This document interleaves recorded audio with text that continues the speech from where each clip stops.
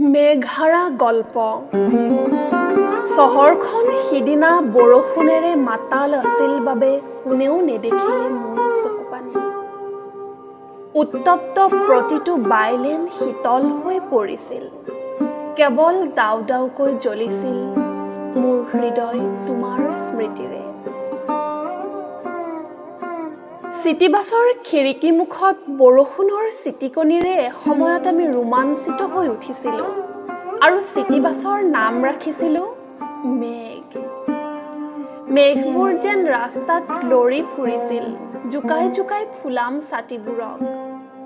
আমি মাতিছিলোঁ, মেঘ ৰোৱা ৰোৱা, মেঘ আমি তোমাৰ সতে উৰি যাম, মেঘ আমি তোমাৰ ভিতৰত বৰষুণ হ'ম। মেঘ খিৰিকী মুখত আমাক নীৰৱতা নামৰ চিট এটি দিয়া, মেঘ ভাড়া লোৱা আমাৰ হৃদয়ৰ দুটোপাল তেজেৰে।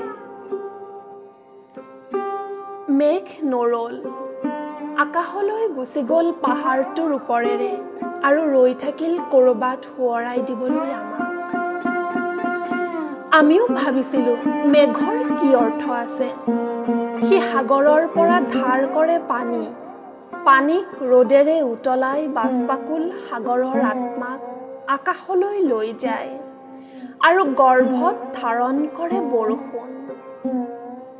এদিন পৃথিৱীৰ বুকুত সেই বৰষুণক প্ৰসৱ কৰে। চিপ চিপকৈ কান্দি বৰষুণ নদী বিচাৰি যায়। মেঘহাৰা বৰষুণৰ কত আলাই আথানি, ছাতিয়ে মৰিয়াই, ঘৰৰ মুধচে খেদে, চোতালৰ পৰা সিঁচি দলিয়াই। কেৱল তুমি আৰু মই ভাল পাইছিলোঁ বৰষুণক। ছাতি দলিয়াই সাৱটি ধৰিছিলোঁ, বৰষুণ যাবি সাগৰলৈ, বৰষুণ নালাগে যাবলৈ। আমাৰ বুকুৰ হুমুনিয়া হুমুচি বুকুৰ মাজতে থাক বৰষুণ। বৰষুণ আকাশৰ সাধু শুনাবি, বৰষুণ আমাৰ বুকুত প্ৰেমৰ চৰাই জগিছে, উৰুৱাই লৈ যাবি দিগন্তলৈ। বৰষুণে তোমাক মেঘৰ ওচৰলৈ লৈ গ'ল, বৰষুণে তোমাক ছাতি এটিও দিলে। তুমি আৰু কাহানিও বৰষুণত নিতিতা।